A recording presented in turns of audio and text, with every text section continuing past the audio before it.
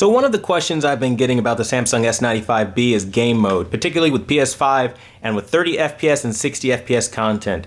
Additionally, I've been asked to show what the new features are, if any, and we're just going to talk about what this TV offers. So if you press and hold the pause play button on your remote, as you guys can see here, it'll pull up your hub here.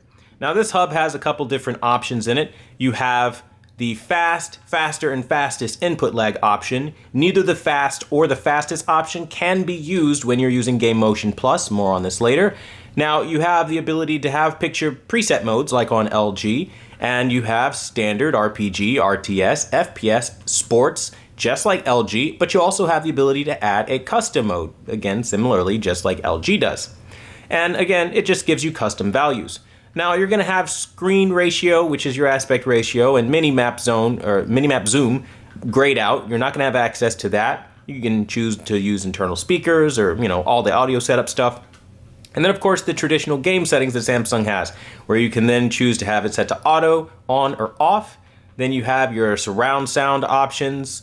Then you have your black equalizer options, your Game Motion Plus, your HDR, which consists of HDR10 Plus gaming, not to be confused for regular HDR10 gaming.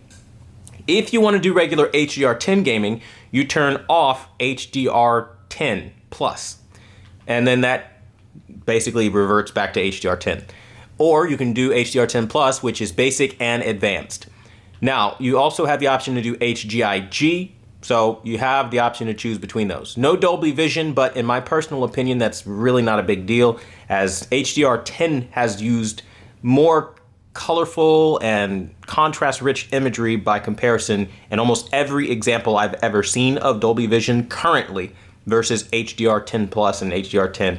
So I think HDR10 definitely has the edge over Dolby Vision at this point in time. So maybe something they can work on. But back to what we're talking about. Game Motion Plus, click on those settings, and the question was, do these settings kind of help with game mode, and what does it look like? Is it motion better, or is it just a gimmick? So I've gone ahead and maxed out blur and judder reduction, and I'll show you guys this in real time. Now, I'm gonna also show you what my settings are on Spider-Man. So if I pause, you guys can see that I'm in settings. We're gonna go to visual, and I'm in fidelity for the graphics mode, okay? So we're just gonna pan around, and you guys can see in 30 FPS, it's actually pretty smooth. You go a little bit faster, you do run into more motion blur, but overall, it's very smooth, and I really enjoy the way it looks. Okay, so now let's just start swinging around and moving around and, doing what most people are gonna do, right? Traversing the world. If you do that, again, it's gonna be smooth. Nowhere near as smooth as the regular modes, right? So if you're using, like, for example, movie mode for gaming, like a casual 30 FPS game, you're gonna have a way better experience if input lag is not the priority, which is why I always pretty much use movie mode, because I'm not needing input lag prioritization all the time, especially in story-driven games like Spider-Man. If you can't nail combos in Spider-Man, as you literally are just going through the story, which is not very hard at all. I mean, you probably have to, practice a little bit more at the game, but it shouldn't be that much of a challenge for you not using game mode all the time, and people don't always represent that. So that's also something to consider. In lower frame rate games, story-driven games, you can use movie mode, and I'd recommend you do use it. People talk about latency as if everyone's always online gaming every aspect of the day, and there are no other types of gamers. So I'm just here to kind of separate that notion that you absolutely can use something else if you want smoother, lower frame rate content. Because while this is nice, this should only be used if you're playing a 30 FPS game that will never have better frame rates, but you need input lag prioritization. So, yeah. Now, let's go to something better, though, because, of course, this doesn't just have typical 30 FPS nonsense. We can go up to 60 FPS. And so we have to restart from our last checkpoint, and when we do, you guys will see, we drop down here, and let's get back into the world and see what it's like. So I'm gonna go right back on this cop car, since I literally already know where it is, right? And we're gonna do some panning.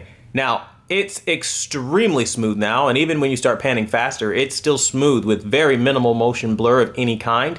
And then, of course, when we start traversing the world and we start swinging around, you're going to notice a similar theme. It's just extremely smooth. And now, at 60 FPS, it looks a lot closer to what we have on regular modes. So if you have a game that does support a higher frame rate, you will be able to experience a lot better than what we have been able to experience typically on any other TV, just rocking a standard 60 FPS mode without any motion smoothing. I can't stress how wonderful it is. It really changes the game for the better. And the OLED's instant response time on these pixels really does help a ton.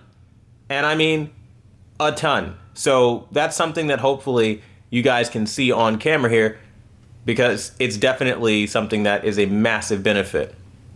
So I just kind of wanted to answer that question. And also one final question that I was receiving, as far as banding in game mode, are you noticing any weird banding or artifacts or anything like that? And I can tell you, I haven't had any problems of any kind at all with game mode on this TV. It is an incredibly slick television, and I think anybody that wants to use it for gaming, you're gonna have yourself a treat. So hopefully this information finds you guys well, and I want to thank you so much for watching the #1 brand in honesty. If you have more questions, ask in the comments down below. And until the next video, I'll see you guys later.